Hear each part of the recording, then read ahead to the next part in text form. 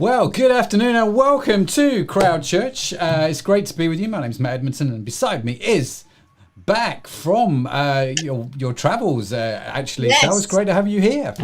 Hi, Matt. Hi, everyone. Thank you so much. It's great to be back. Yeah, I was away last weekend visiting with family, which was amazing to see everyone after so long. So, yeah, that was brilliant. So, Yeah. Did you miss me, Matt? Did you miss me? Absolutely, Sal.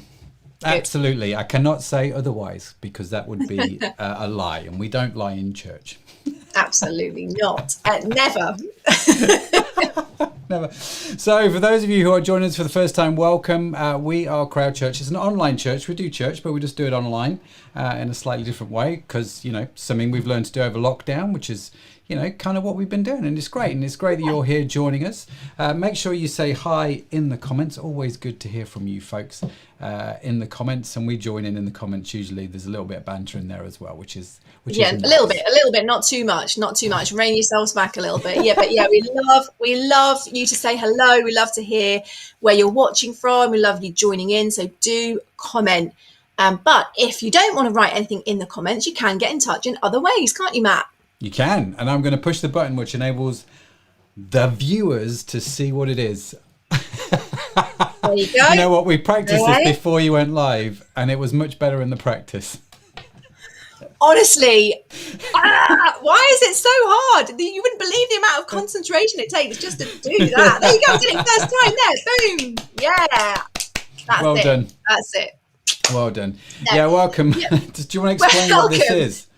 Welcome. Yeah, this is one of the tests that we have. If you want to be a host on Crowd Church, you have to be able to. Actually, that's good that isn't one of the stipulations, isn't it? Otherwise, half Otherwise, of us I'd be the only person that could do it. All right. Yes. So we are a digital church. We're a church. Maybe if you don't see the point of church, or you're not sure, or you've got questions, or you want to find out more about Jesus, then we are the place for you. We hope you'll find us really warm and welcoming, and do get in touch and get involved. We believe in prayer. If you want prayer, then get in touch with us via that WhatsApp number, and we would love to pray for you. Yeah, absolutely. And, do get in touch. People do reach out through that number for prayer. So it's always great to connect with people around the world, actually, on that number. So the beauty of WhatsApp, just get in touch and let us know and how we can help and pray. We'd love to hear from you.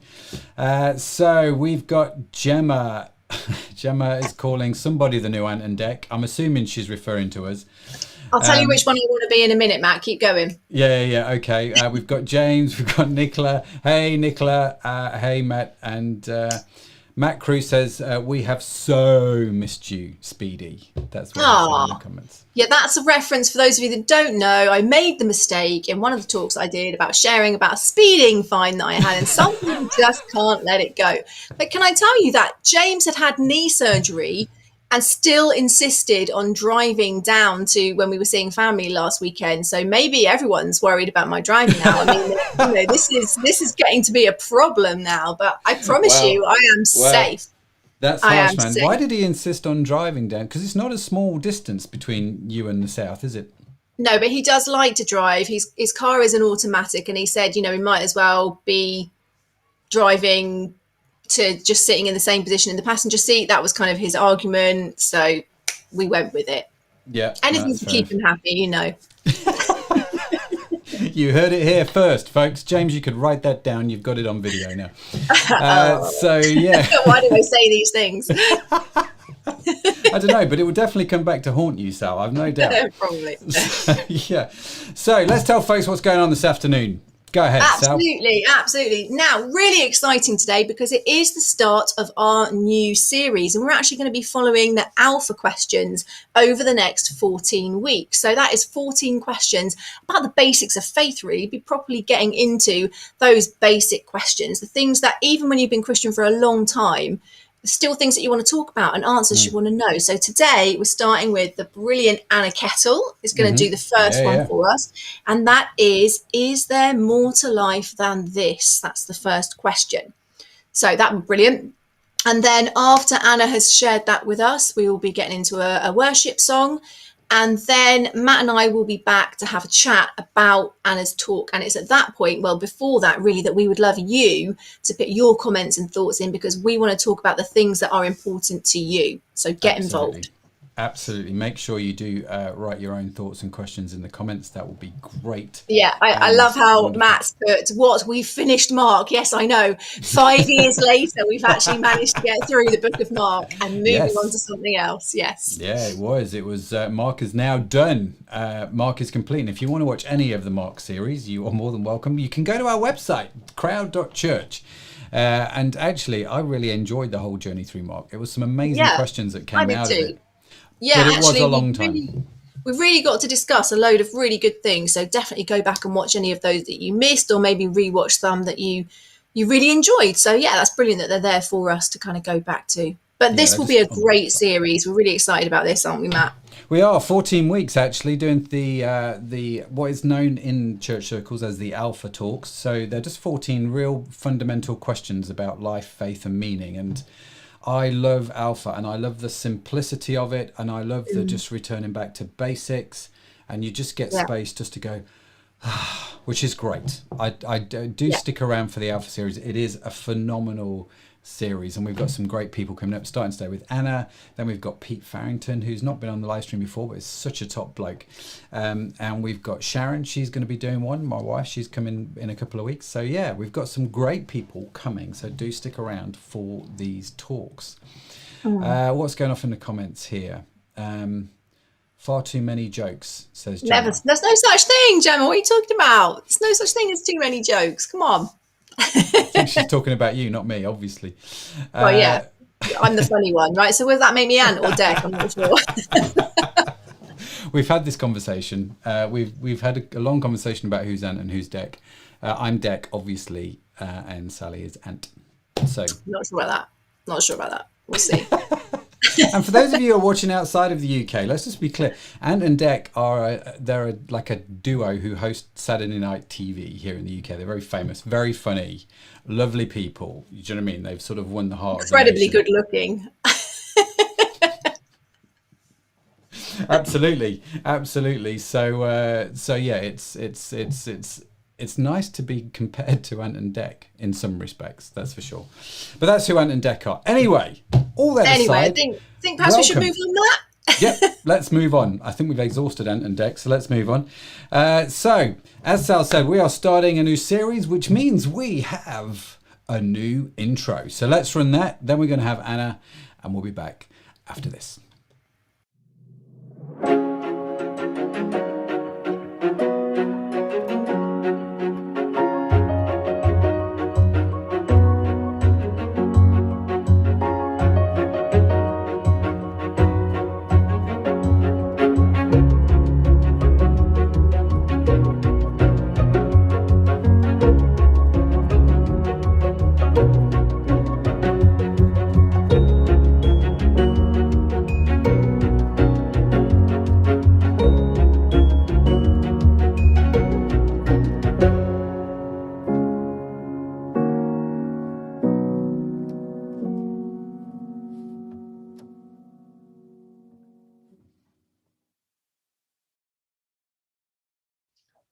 Hi everyone, I'm Anna, and I've been asked to talk today on the question of, is there more to life than this? Now, I know that's a pretty big question, and it's a lot to get through in 20 minutes, but I'm going to give it my best shot. So I wanted to start just by asking you to reflect on what your experience of Christianity may have been in the past, if you've had any at all. What words spring to mind? Maybe it's things like outdated, boring, perhaps irrelevant, or just simply untrue, or maybe something else. I know for a long time that these were some of the words and perceptions that sprung to mind for me. So I should probably back up a bit and start by telling you a little bit about my own story. So for most of my life, I've been a Christian, I've been around Christianity. My parents were both Christians, and I was always dragged to church with my sisters as a child. We went to Sunday school every week without fail. And to be honest, when I was young, I never really questioned that. I just thought, well, that's what you do on Sundays, isn't it? But as I grew a bit older and I started to move into my teen years, I just couldn't really see what the point of church was anymore. it really did kind of start to feel a bit boring and irrelevant to me. You see, I just couldn't really see what this guy who lived on the earth some 2,000 years ago, somewhere in the Middle East, really had to do with my life here and now today. And there were also just all these niggling questions in the back of my mind. Questions like, what if this is just all made up? Are we all just being brainwashed in church? And how can we actually be sure that any of this Jesus stuff is really true? But at the same time, I kind of just filed it away for a long time in the back of my mind. I just filed it away mentally as something that I would deal with at a later time, perhaps once I'd left home. Now, I've always been a very driven person too, even from quite a young age. I'm really the classic type A personality, a real doer and achiever. It's just how I'm wired. But looking back, I think that this also meant that I was often searching for a sense of meaning or purpose in my life through achievements and accomplishments. It was almost like I was never totally satisfied with where I was right now. I was always looking for that next goal or next milestone to hit. So in school, I always thought, well, when I get straight A's, then I'll finally be happy with myself. And then it was like, well, when I date that cute guy, then I'll be really happy. And then once I left school, it was like, well, when I get to uni, and then when I graduate and get that first job, or when I earn a certain salary, or when I get married, that's when I'll be really content. And really, it was like I was just always trying to fill the gap and that need I felt inside myself with the next thing that I thought would fulfill me or make me complete and make my life complete. But nothing ever really did. And I actually think it's really easy for a lot of us to go through life thinking in a similar way. I think this is pretty common. You know, you hope and you wait and you work really hard for certain things, maybe to fall in love or for that career break or promotion. But then you finally get it and you still don't feel complete, even if it's a good thing. And you're sort of left thinking, is this it? Am I missing something here? There's got to be more to life than this. That's that feeling that I want to unpack a little bit more about today. Now, I really love this quote from Bernard Levin, the writer. He certainly wasn't a Christian, but he wrote this: "Countries like ours are full of people who have all the material comforts they desire, together with such non-material blessings as a happy family, and yet they lead lives of desperation, understanding nothing but the fact that there is a hole inside of them. And however much food and drink they pour into it, however many motor cars and television sets they stuff it with, and however many well-balanced children and loyal friends they parade around the edges of it, it aches." And more recently too, the comedian Russell Brand also said this: "Drugs and alcohol are not my problem. Reality is my problem. Drugs and alcohol are my solution to fill up a hole inside of me." Now, both of those quotes really resonate with me because I think they sort of describe what I was feeling a lot growing up too. It was like there was always this sort of hunger inside of me that never was quite satisfied. Maybe you could even say it was a spiritual hunger or hole.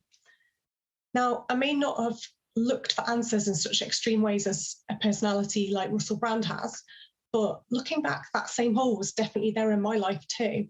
And perhaps you felt that way at times as well. Maybe you wouldn't articulate exactly that way, but you know it's there. Well, for me, it wasn't until I moved here to Liverpool as a student that I really started to unpack any of these questions. Suddenly I had all this extra freedom and time to do whatever I wanted to do. I could party hard, I could date whoever I wanted, be whoever I wanted to be really, and choose to believe or not believe in God. And for a time I explored all of these things. And yet that nagging feeling that there had to be more to life just got bigger and bigger. It never went away. If I'm honest though, by this point, I was pretty certain that Christianity wouldn't offer me the answers I was looking for. But I did decide that I would give it one last proper look before I discarded it forever. I think perhaps it was just out of a sense of loyalty to my parents who seemed so convinced it was true. But because of this, I started reading up and really studying the life of Jesus to see for myself what the evidence was and if any of what he said could be true. Now, you don't have to look very far into the Bible to realise that Jesus made some pretty big and outrageous claims. I've picked out just one of them for us to look at a bit more in depth and explore further today. It's in the Gospel of John, which is one of the books in the Bible, which is a historical record of Jesus's life. Now, in chapter 14, verse 6, Jesus is recorded as saying this: "I am the way, the truth, and the life." Now, that's a pretty big claim, isn't it? And it's a pretty strange thing to say as well. I mean, what does that even really mean? Well, let's break it down a bit. Let's start with the first part. So Jesus said, "I am the way." Now, what does that statement mean? Well, I've got a little illustration here. So my husband, Andy, has really bad eyesight, right? He's basically unable to see anything that's not right under his nose without his contact lenses in. In fact, it's so bad that when we first started dating and I first saw him take out his contacts and try to read a text message, I thought he was messing about. He was literally holding the mobile phone right up to his nose like this to read a text. And I just thought, surely no one our age has eyesight that bad. But no, without his contacts, he really is like semi-blind. He can't see much of anything at all. And yet, once he's got them in, it's a totally different story. He has 20/20 vision. And it's like he's suddenly seeing everything instead of a blur in total like HD, 4D, kind of supersonic, full color. And to me, I think that's a great picture of what Jesus is like and what he means when he's saying that I am the way. It's like he's saying, I'm the lens, the contact lens, as if you were, that you can see God more clearly through. Now, at some level, I think we probably all have some questions about the purpose of life, don't we?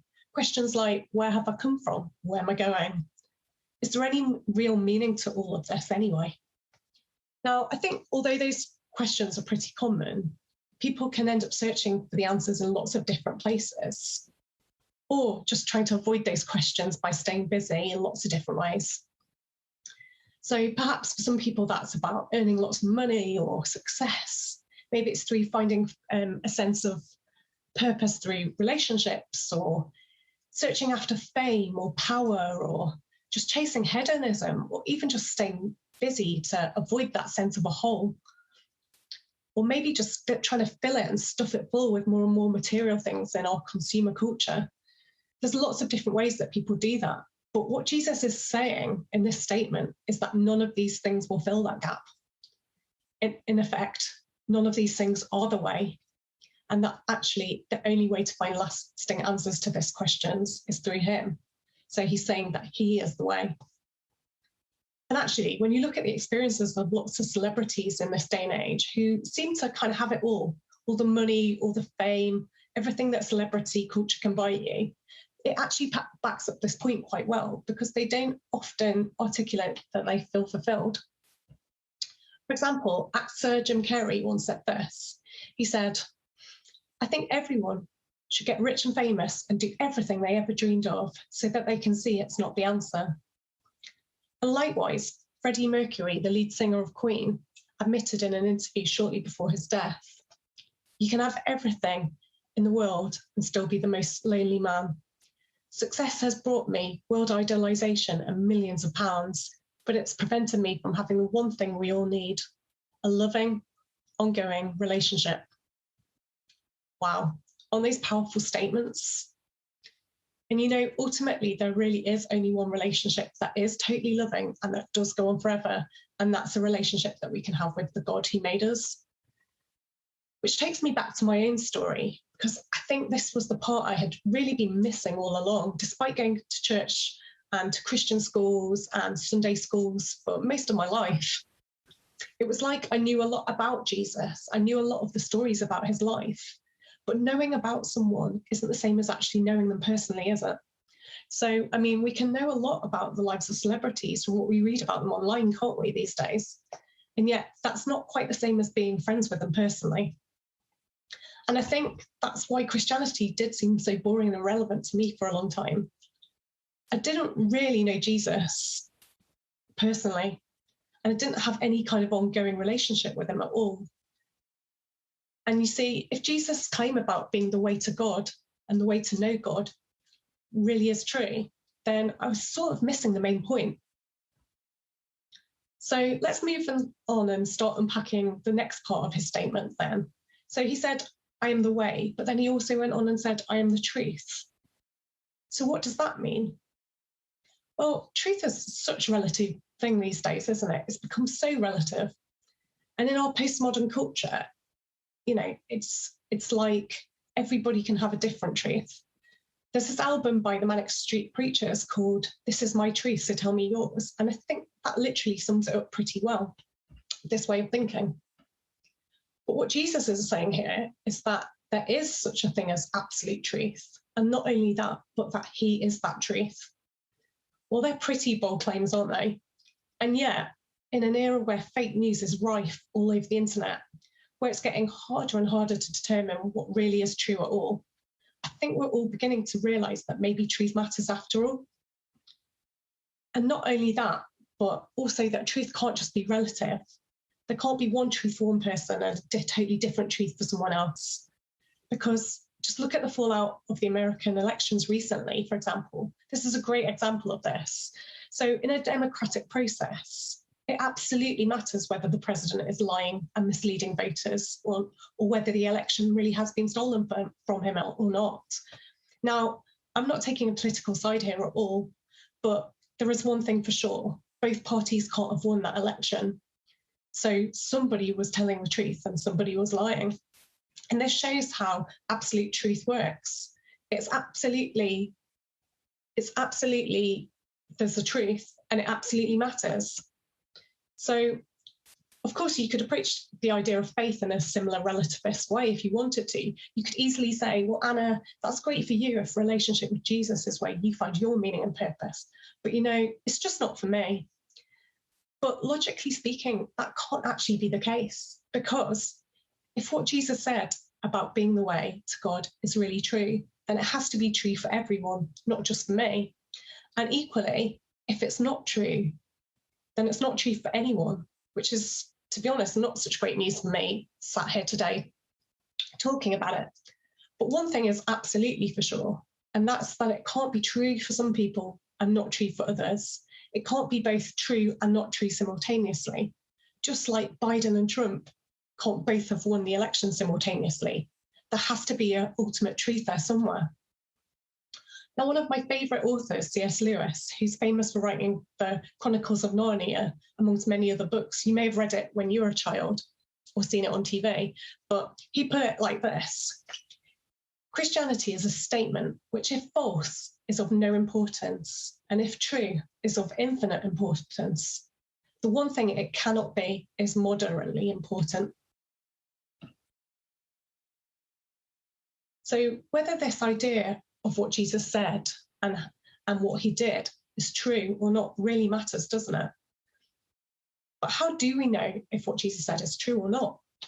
Well, for me, there's two parts to this. On the one hand, there's the intellectual evidence.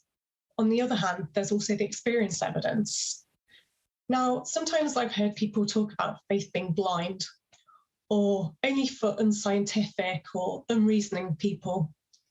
Maybe you've even thought this too. I know I did for a long time. But actually, once I started studying up on this and really looking into the life of Jesus, I was really shocked to find out how much historical evidence there actually is for the life of Jesus and for the claims that he made. And not only that, but they've been backed up by many of the smartest historians, scientists, lawyers, writers, and academics throughout history. In fact, one former professor of history at Oxford University described the resurrection as the best attested fact in history. Interestingly, too, the Hebrew word for truth, which is the original language that the Bible's actually written in, doesn't just describe intellectual truth, it also describes the heart knowledge too. In our modern times, we tend to think of truth as just a head thing, but in the Hebrew language, it was both head and heart together. So when Jesus said, I'm the truth, what he was actually saying is, I'm a truth that is personally experienced as well as intellectually known about. And that's exactly what I found to be true. Knowing Jesus as the way and the truth is about being both intellectually assured about the facts and the historical evidence, but it's also about experiencing and feeling the difference that actually knowing Jesus makes in your own life too. It's both of these things together. Which moves me neatly on to my final point. So Jesus said, I am the way and the truth, but then he also went on to conclude, and I am the life. And in fact, that's a claim that Jesus doesn't just make once, but he repeats that in his teachings that are recorded in the Bible over and again. For example, in chapter 10 of the book of John, which is another historical account of Jesus's life that appears within the Bible, in that chapter, he's recorded as saying, I have come that you may know life in all of its fullness. So there's that idea again, the idea that our lives can be full or empty, that they can be full or have that sense of a hole that needs to be filled. And here Jesus is saying that knowing him as the way, the truth, and the life, that is actually the way to experience fullness, that is actually the way to fill your life and to be fulfilled. Now, I should probably just qualify this statement a little bit though, because for me personally, and also for many other Christians that I know, this idea of fullness of life doesn't necessarily mean life always goes your way or that everything works out exactly as you want it to be. It doesn't mean always being happy, but you know, as a Christian, I know that I still face lots of challenges and disappointments, just like everyone else does. But what I would say is that I found through having this experience of a relationship with God through Jesus, is that something that offers me a sense of wholeness. It's that sense of purpose and meaning that I've been unable to find in anything else, that sense of deep fulfillment that, nothing else has offered me. So for me, it really has answered this question, is there more to life than this, which is what we began this talk with. And over the next few weeks, we'll be continuing to unpack more about this idea of a relationship with Jesus with a number of different speakers sharing their experiences. And I really encourage you to stick around and keep coming back with your questions each week, because I really believe that just like he showed himself to be the way, the truth, and the life for me when I started searching for him, I really believe he'll do that for you too. Thanks for listening, guys. See you soon. Oh, brilliant. Thank you so much, Anna. That was absolutely excellent. And there's loads there that we can unpack in put my teeth back in Conversation Street in just a minute. If you've got some thoughts and questions that you want us to discuss, then do put them in the comments. We love to talk about the things that are relevant to you and the things that you really want to unpack. So do pop those in. But now we're going to get into a little bit of worship. So we're going to play a song. If you know it and you want to, you can sing along, of course, but you might just want to read the lyrics. You might just want to listen and just think about the words. This song is called Your Love is Amazing, and it is about the most amazing, incredible, unconditional love that God offers. There's no other love like this, and it is incredible. There's a lyric in it that says about God's love being like a mountain firm beneath your feet. Now, I don't know about you, but I need a bit of that kind of love in my life. Sometimes it feels like you don't know which direction you're going. You don't know what's going to happen next. But to know that you have God's love in your life, that solid, firm foundation is incredible. So let's get into this worship song, and then Matt and I will be back with Conversation Street. So do put your thoughts in the comments. Your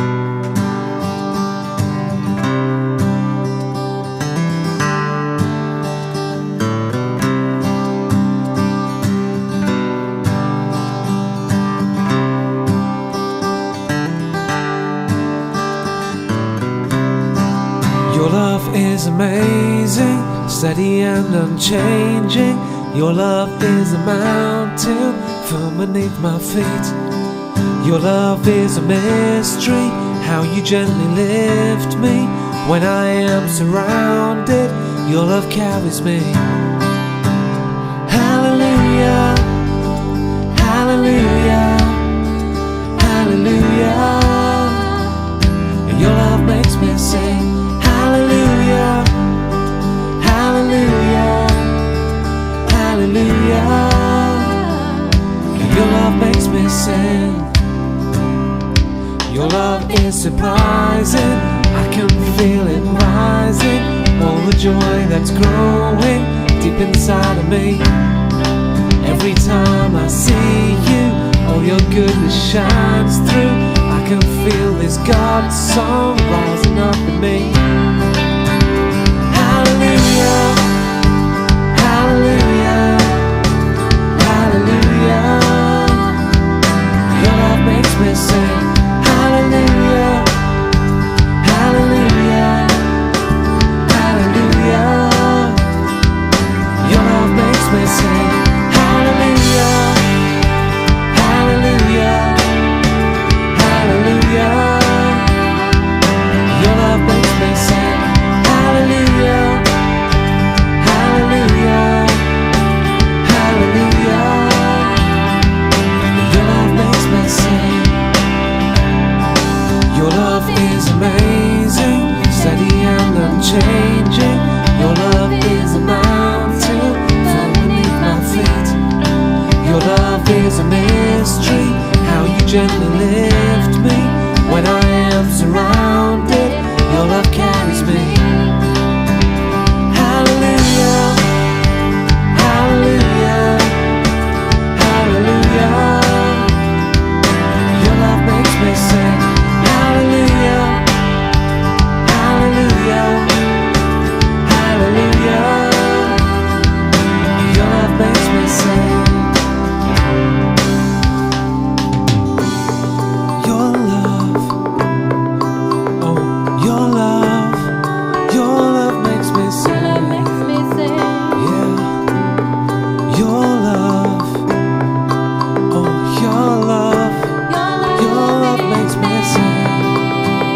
Hallelujah, hallelujah, hallelujah. Your love makes me sing. Hallelujah, hallelujah, hallelujah. Your love makes me sing. Hallelujah, hey, hallelujah, hallelujah. Your love makes me sing. Hallelujah, hallelujah, hallelujah. Your love makes me sing. Yeah, yeah, yeah. Oh,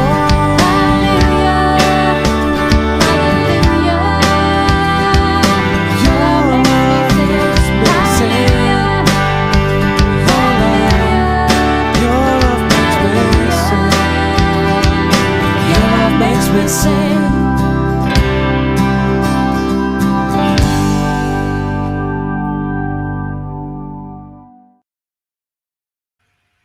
Very good. Very good. Just to be clear, that was Dan Pryor, not John and Anna Grace Farrington. Yeah. Thanks, Dan. Great song. It was great. Love that song, Dan. Always great to see Dan. I've been seeing Dan a lot more with the England football. He's been coming around the house. We've been watching the footy, so it's been great to catch up with him a little bit more. Anyway, I digress. Anna's first talk at Crowd Church, I thought she did really well. Yes, great job. I loved hearing her story, actually, and finding out a little bit more about her. Yeah, I thought, good on you, girl. You go for it. So she unpacks this scripture that Jesus talks about where he says, I am the way, the truth, and the life. But she starts off by telling a story, and she grew up in a Christian family and was bored in church. And when she left the whole church, go to university thing, got a little bit of a freedom type thing. She didn't necessarily see the relevance of it. Can you identify with that? Yeah, I think a lot of people can relate to that whole, church is boring, therefore God is boring. And I really think we need to separate church and God. You might go to an incredible church. You might come to Crowd Church. Lucky you. Well done, Sal. Well done. Yeah, get that in. But, I think so often people judge God by church or by Christians. And that really upsets me because he's much better than that. Actually, for me, it kind of shows me that God is good because he's willing to accept some of these people into his church. Kind of like, you've definitely got to have grace if we're accounting for that person over there. Yeah. Absolutely, but yeah, it's quite similar to my own story. I mean, my mum was a single parent, and she didn't grow up in a religious family, a church going family at all. And then when I was 5, after she'd got divorced from my dad, she became a Christian. And so from that age onwards, I mean, that is an incredible story in itself, how she became a Christian. Not for now, but I'll share that another time. But that is incredible. But anyway, so from that time on, I went to church, went to youth group, all of those sorts of things. And very similar to Anna, I went because there were boys I fancied. Was James there? Was James? Yeah, he was actually. Okay. It's all right. You've saved yourself. Yeah. Sorry, a boy. I love how it was big, deep, and spiritual. Yeah.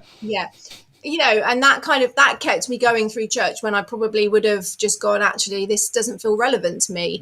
And I was much older before I kind of thought, do I actually want this for myself? Do I, I've got the boy now.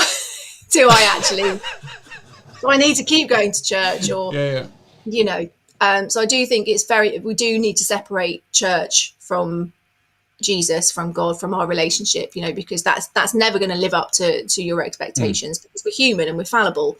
There's lots of brilliant things about church, but Jesus can definitely stand the test of a lot more. So that's why I thought what Anna said was brilliant about looking to him and finding out the truth about him.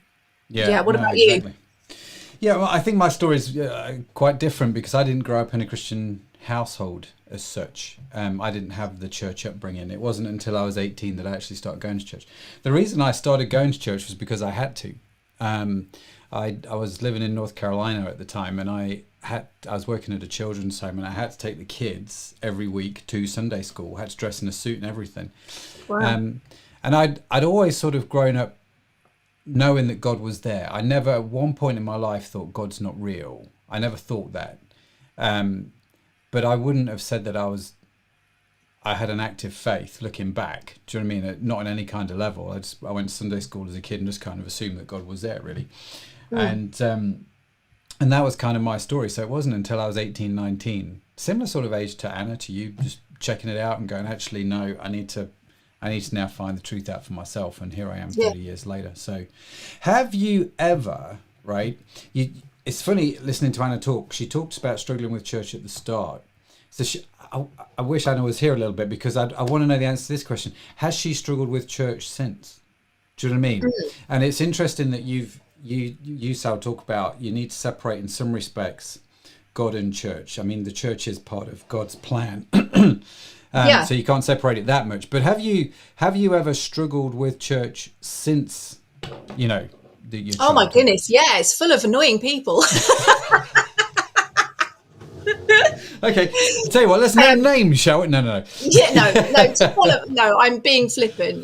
There's lots of amazing people. I think, one of the reasons why God wants us to be in church is that we sort of, we come across all sorts of different people, and we rub against each other, and, we hone each other, and we challenge each other, and all those things are really good. But yeah, I mean, any organization that is full of people is going to be challenging, because people are challenging, and people don't always agree with me, and that's challenging, so it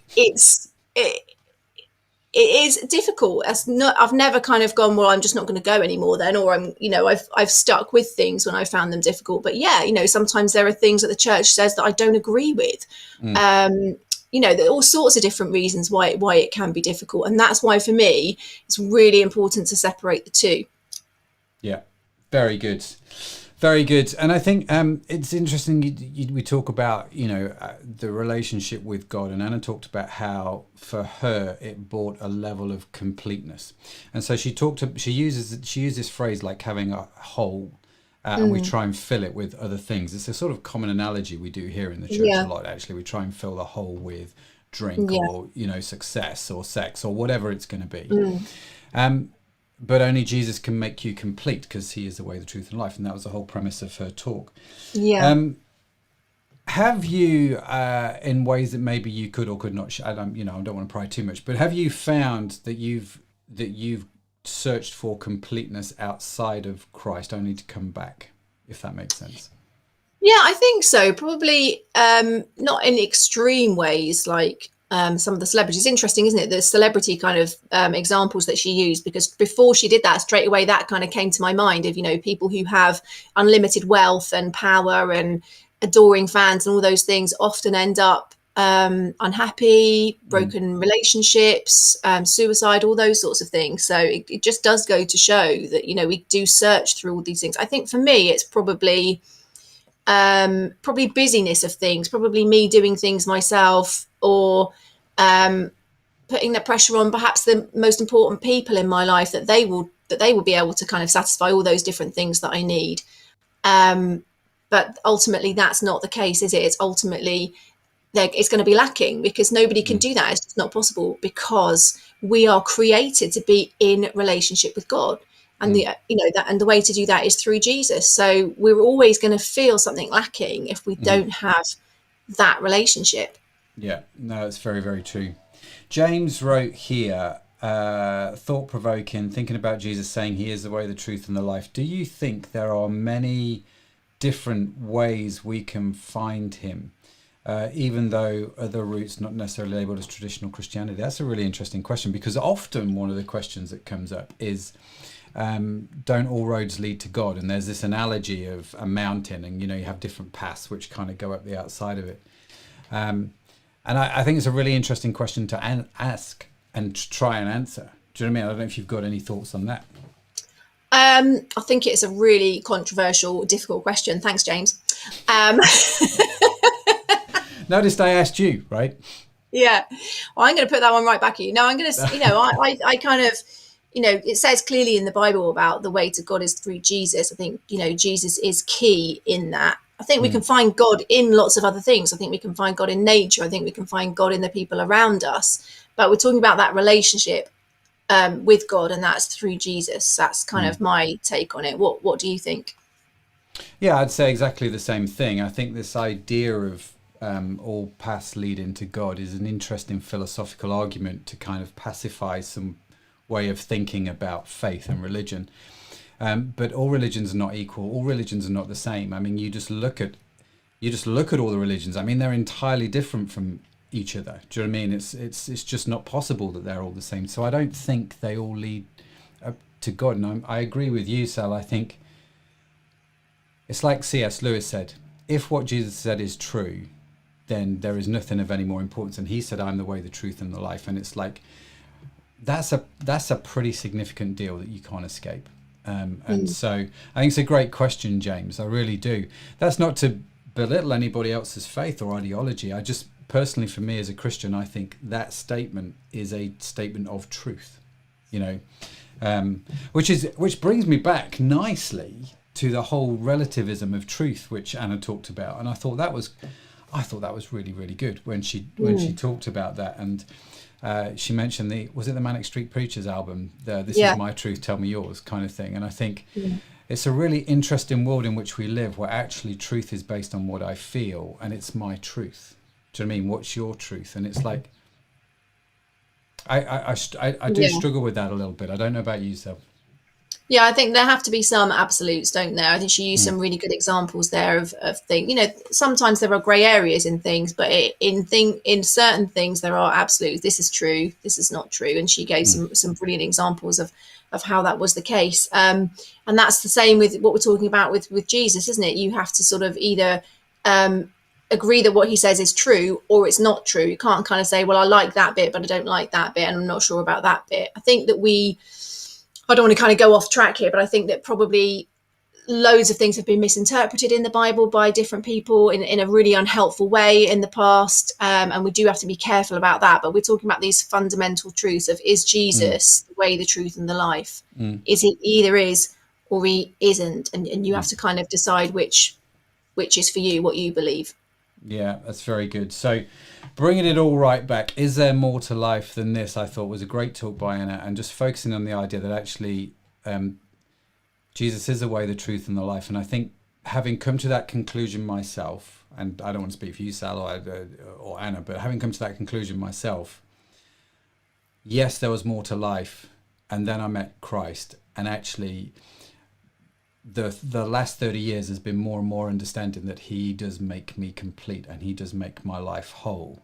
And the more I walk with him, the longer I walk with him, the deeper I understand all of that, the more content with life I become, is probably a fair reflection. Yeah, that's really good, Matt. I think, Anna gave a really good tip in just her own example of how if that's how you're feeling, if you're not sure, and if you're listening to this and thinking, I don't know if it's true or not, she said that she decided to search for it herself. She decided to look into it herself, look at the historical evidence, look at those things. Actually, I can't argue you round that it's true. I can only tell you what I believe. You've got to find that for yourself, and you've got to decide for yourself. Yeah, very good. Very good. Nicholas said here, there are two ways of filling the hole, talking about the hole. Fill it with something that potentially does a job for a bit, but gives way at the slightest change. Or fill it with a sound base, making sure the foundations are well and founded, etc. I think basically what Nicola is saying is the stuff that's not Jesus only lasts for a short time and doesn't really help, would be my sort of summary of that. Now, speaking of Nicola, right, we have a question from Nicola this week. Do you want to read it or shall I read it? No, you go for it.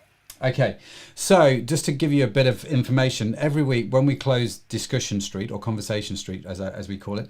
Now, why was I having so much trouble saying that before? Sorry about that. It's just like conversations. I like when you said I like when you said you're going to put your teeth back in.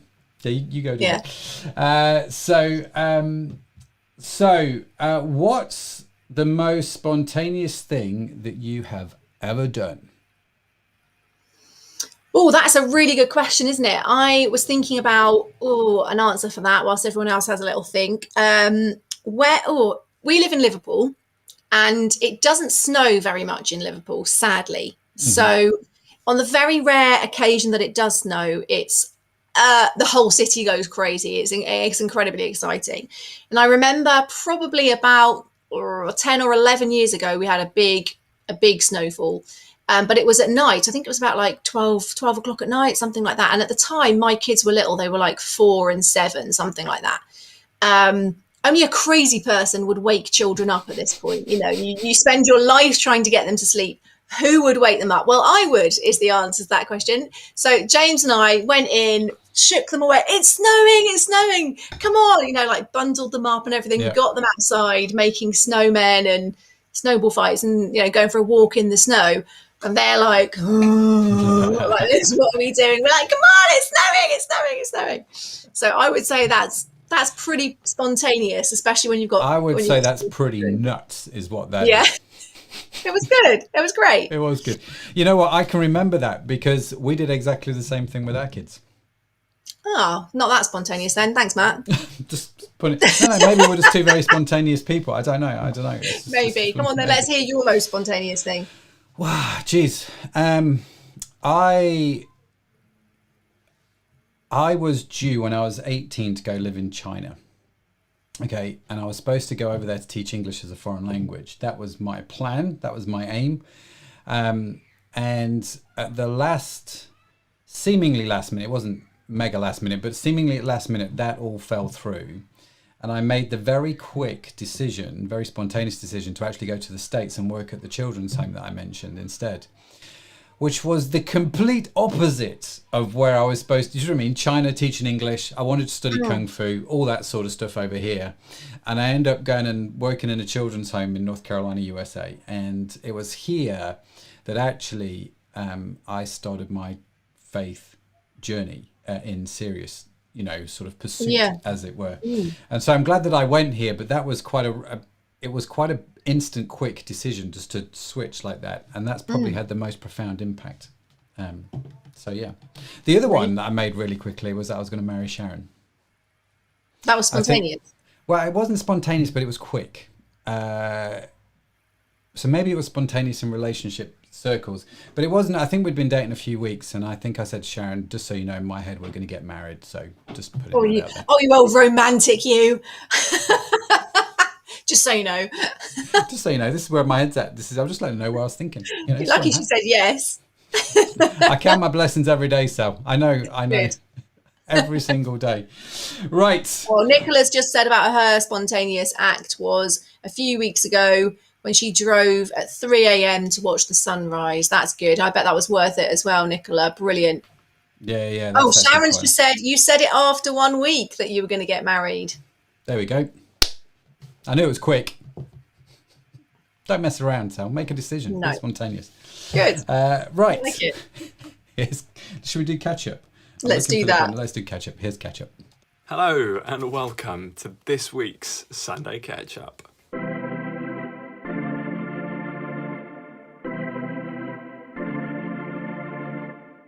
For those of you who don't know me, allow me to introduce myself. My name is Josh Edmondson. I'm a student at the University of St Andrews studying physics, and I'm a member of the team here at Crowd Church. If you have never watched the stream before, welcome. It's really, really great to have you here. Let me just quickly explain what Catch Up is. Every week we get in pictures and videos from members of the community, which we put up in this segment called Catch Up, just so that we get to see how everyone else is getting on. When I was studying at a GCSE level a few years ago, I took art as one of my optional extras, and I have only just gotten back half of the artwork that I did for my GCSE qualification. So I haven't seen this stuff for about 3 years, so I thought it would be quite fun if we took a look at some of the pieces that I did. I'm quite a minimalist when it comes to my preferred art style, or at least art I like to make, not just because it's a lot faster than trying to make realistic oil paintings or anything like that. I think it looks nice.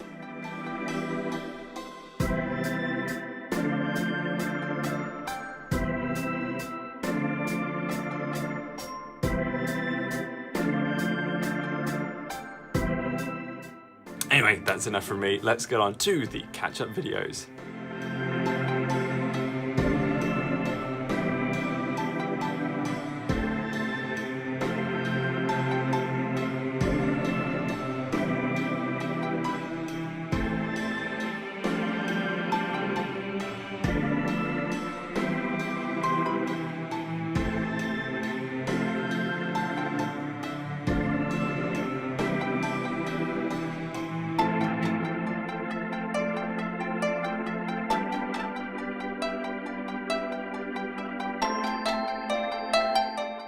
Thank you very much for sending all those in. I really love watching all the catch-up stuff. It's really great seeing what everyone else is getting up to. If you would like to see your stuff on catch-up, please send it in to the WhatsApp number that you can see on the bottom of the screen, or use the hashtag CrowdCatchup on Instagram. That's all from me this week. I will catch you next time.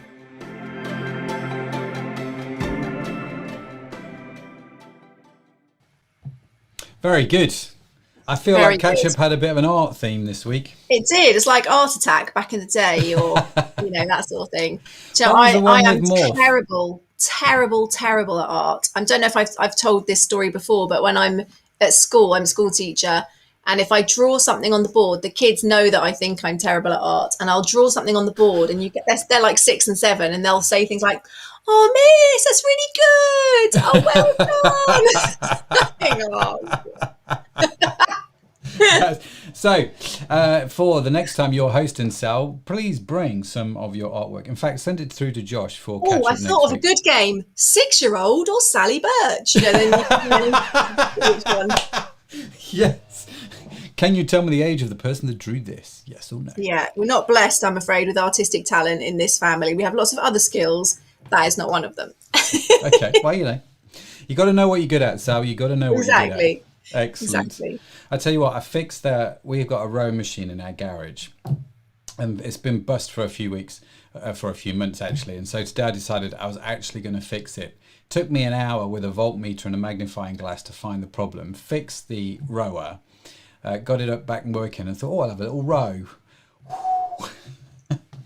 Instantly regretted that decision. And I was then like, collapsed on the floor afterwards. yeah, that's what that was all about. I was just gone out. Anyway, never mind.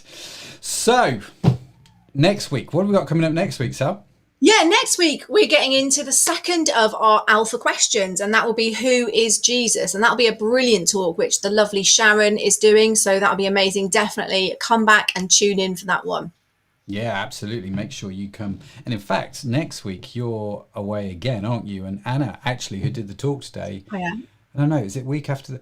Next week it's Sada actually is hosting. So, and then Anna's going to host. So We've got it all going on in Crowd. We We've got have. it all going on Busy, in Crowd busy, over the busy. summer. Yeah. Yeah. Great summer season. So, the last thing to probably say to those of you who have stayed till the end, the remnant, as we like to call you. Gold star. Gold star. Yeah, pat yourself on the back.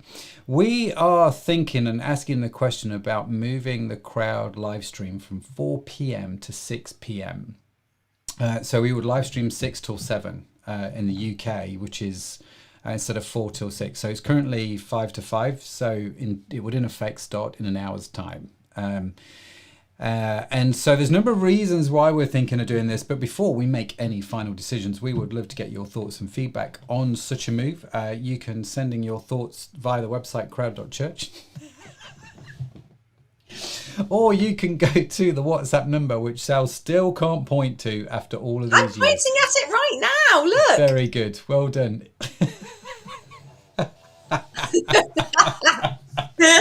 Oh, it still makes me like this joke is just going to keep on giving, and I can Sorry, see that. everyone. Yeah, it's fine. So anyway, if you've got any thoughts on this, do you think it's a good idea, a bad idea? I would love to know what's going on in your head. So do let us know via the WhatsApp number or via the website. We would greatly Absolutely. And appreciate it. any prayer requests as well, don't forget that you can let us know those as well via that same number. So just generally get in touch with us. Let us know. Yeah, it would be fantastic to hear from you. So that is all from myself and the beautiful Sally Butch. Thanks for being with us this week, Sal. You enjoyed it? Good to be back? Yeah, it's been great. It's been lovely to get involved again. And I was going to say see everyone, but you know what I mean. See you via the comments. Know that you're there. Brilliant. And great to see you as well. And Yeah. Yeah, thanks for that. I don't mind. Anyway, have a great week. We are going to close out with a worship song, another worship song, which you're more than welcome to stick around to, sing along with if it's safe to do so, or just listen to the words. Enjoy being in the comments. Once the song has finished, the live stream will end. So that is all from myself and Sally. Have a fantastic week. God bless you, and we will see you again next Sunday. Bye for now. bye, everyone.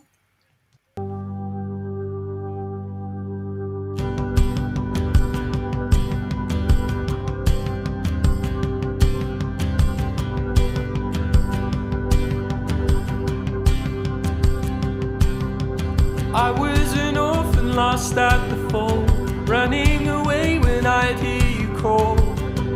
Father, you worked your will. I had no righteousness of my own, I had no right to draw near your throne. But Father, you loved me still. And in love before you laid the world's foundation, predestined to adopt me as your own. You have raised me up so high above my station. I'm a child of God by grace and grace alone.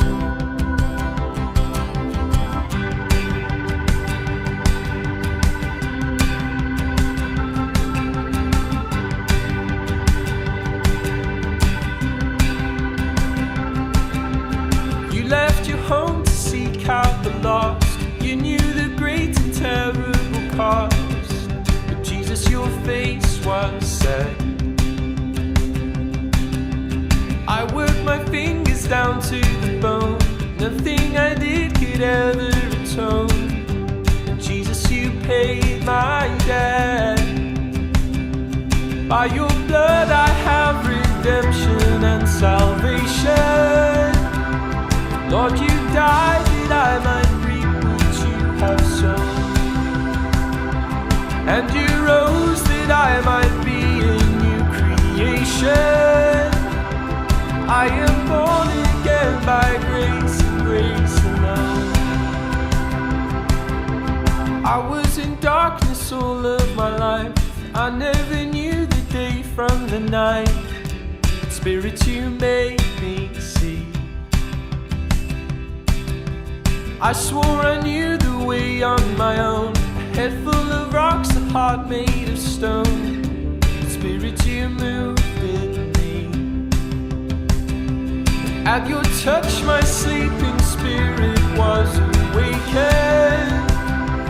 On On my darkened heart the light of Christ has shone, called into a kingdom that cannot be shaken, heaven's citizen by grace and grace alone.